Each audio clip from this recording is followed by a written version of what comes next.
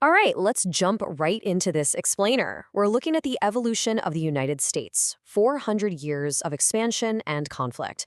We're literally tracing how a massive, highly populated continent transformed into the global powerhouse we know today. We'll watch lines on a map shift, populations absolutely explode, and a new nation take shape through sheer ambition and, quite frankly, monumental conflict. So here's the big question to keep in mind as we go. How exactly did a scattering of incredibly fragile colonies become a global industrial titan in just a few centuries? It's kind of wild to think about. It's easy to look at the modern superpower and forget the chaotic, highly uncertain steps it took to get there. Everything we're going to cover is a massive chain of cause and effect that still directly impacts how the world operates today. To keep things organized, we're going to break this massive history down into 6 distinct eras: colonization and early settlements, the American Revolution, forging a new nation, westward expansion, Civil War and Reconstruction, and finally, the Gilded Age. Starting off with era number 1, colonization and early settlements, the collision of two hemispheres. When you look at this timeline, you really see that this first century of colonization wasn't some quick, easy land grab. It was slow. It was grueling. I mean, look at the gap between Columbus in 1492 and the first permanent English settlement in 1607. Over 100 years. There were total disasters along the way, like the doomed Roanoke colony in 1585. Those settlers literally vanished without a trace. It took intense leadership in Jamestown and vital alliances with local Native American tribes for these fragile footholds to actually survive. Now check out this number, $24. That is the estimated equivalent of what the Dutch West India Company paid to buy the entire island of Manhattan back in 1624. Crazy, right? It perfectly captures the sheer, staggering scale of the European land grab that was kicking into gear, setting the stage for the aggressive economic expansion that defined the next few centuries.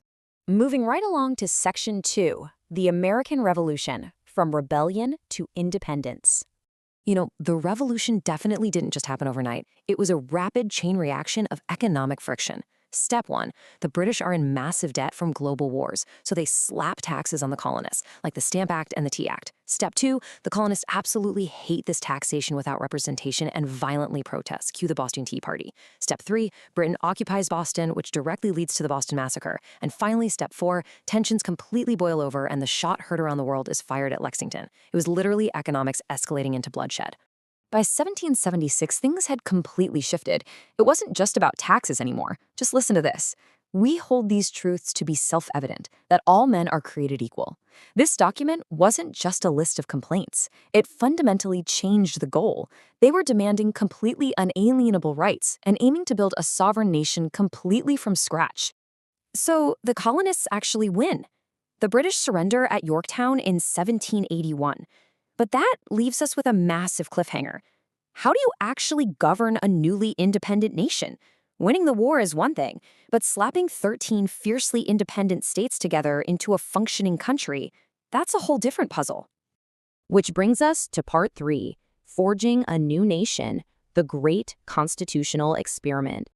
And to be honest, their first try was a total disaster. The Articles of Confederation created a central government that was just incredibly weak. It couldn't even manage interstate commerce or settle border disputes. So, scratch that. They went back to the drawing board in 1787 and hammered out the Constitution. This time, they built a strong central government, but carefully balanced it with a system of checks and balances across 3 distinct branches. But a piece of paper can only do so much on its own, right? That's where George Washington comes in. As the first president, he really anchored the whole thing by setting these crucial precedents. He appointed a diverse cabinet full of his own political rivals. He crushed the Whiskey Rebellion, proving the new federal government actually had some teeth. He stayed strictly out of European wars. And maybe most importantly, he voluntarily stepped down after 2 terms. He made sure they weren't just replacing a British king with an American one. All right, part 4, westward expansion, the push to the Pacific. Once the government was stable, the country developed this insatiable hunger for land, fueled by an idea called manifest destiny. This was the 19th century belief that Americans were unquestionably destined to expand their civilization, their economy, and their values straight across the continent. And they did. They bought the vast Louisiana Territory, annexed Texas, and fought a one-sided war with Mexico to take the American West. The borders were suddenly stretching from the Atlantic all the way to the Pacific.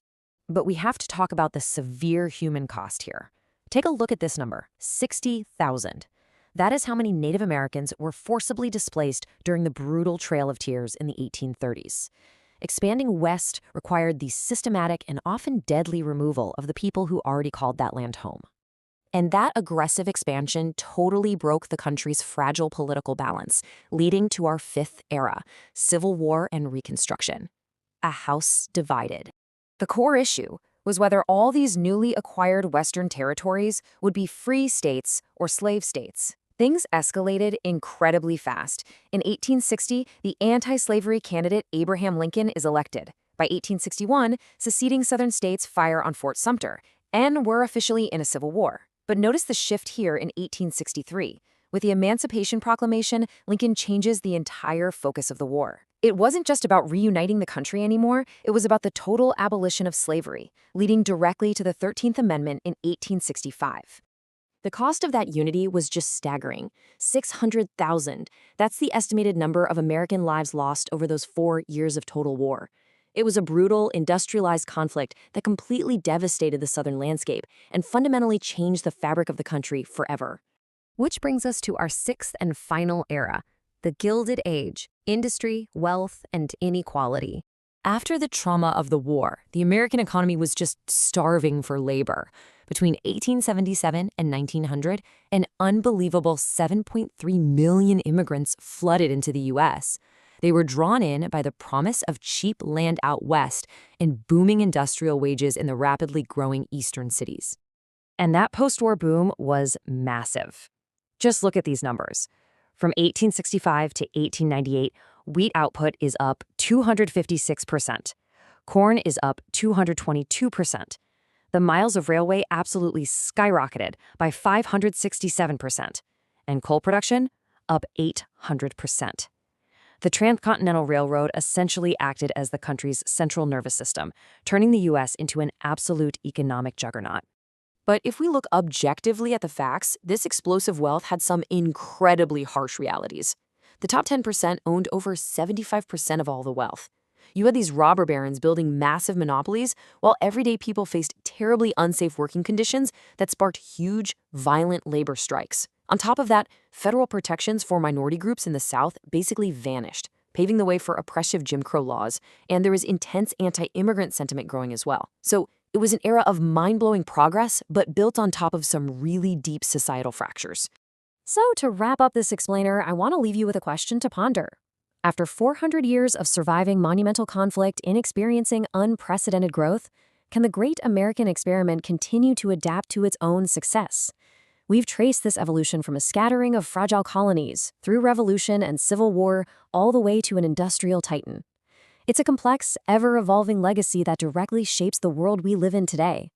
Let that sink in and keep exploring.